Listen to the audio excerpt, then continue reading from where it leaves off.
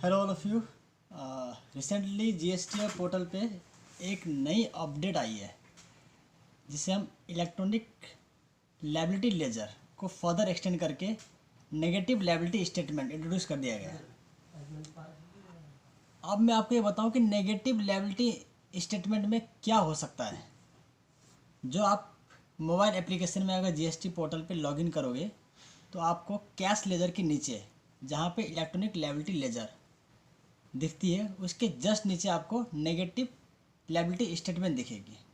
It means अगर आपने government को एक्सेस पेमेंट कर रखा है और अब आपकी पेमेंट नहीं बन रही है तो आपको नेगेटिव लायबिलिटी स्टेटमेंट में वैल्यू शो होगी।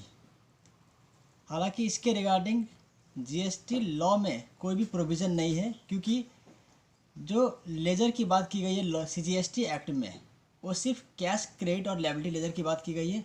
अब ये नेगेटिव लायबिलिटी स्टेटमेंट जो इंट्रोड्यूस किया है गवर्नमेंट ने जीएसटी पोर्टल पे, जिसका लॉ से कोई सिग्निफिकेंस नहीं दिख रहा है। हम देखते हैं कि इसकी मैपिंग गवर्नमेंट कैसे करती है। आइदर जीएसटीआर 1 की नेगेटिव वैल्यू को जीएसटीआर 3B में ऑटो फिल करने देगी, या फिर जो जीएसटीआर 1 की नेगेटिव वैल्यू आएगी और जो जीएसटीआर 3B आप नील फाइल करते हो या ऑटो एडजस्ट करते हो उसकी एक्सेस लायबिलिटी आपको शो होगा ये लायबिलिटी स्टेटमेंट में। आई होप इस अपडेट से यहाँ तक तो क्लेरिफाई करने में या हमें बुक्स में एडजस्टमेंट करने में इजी रहेगी कि हमने अभी तक गवर्नमेंट को एक्सेस पेमेंट कितना कर रखा है।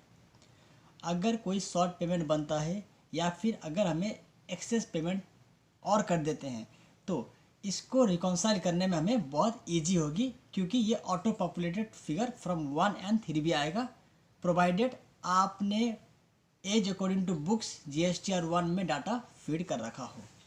मीन्स इस स्टेटमेंट के आने के बाद भी आपको जीएसटीआर 1 और 3B उसी तरह से फाइल करना है जिस तरह से आप अपनी बुक्स बना रहे हो। मैक्सिमम लोगों को रिकॉन्साइलिंग में प्रॉब्लम आ रही है। प्रॉब्लम आने का मेजर रीज़न ये होता है कि जब भी आपके बुक्स में कोई एक्सेस लायबिलिटी खड़ी हो जाती है या एक्सेस पेमेंट खड़ी हो जाती है तो आप नेक्स्ट मंथ उसको जीएसटीआर 1 में फीड नहीं कर पाते हो या फीड करना भूल जाते हो। दैट मीन्स आइदर ये आपकी अकाउंटेंट की क्लरिकल मिस्टेक हो सकती है या फिर आपसे ये ड्यू टू वेंडर रिक्वेस्ट या आपसे डिले हो गया जीएसटीआर 1 में अपलोड करने में। आई होप ये अपडेट आपको सही लगा हो।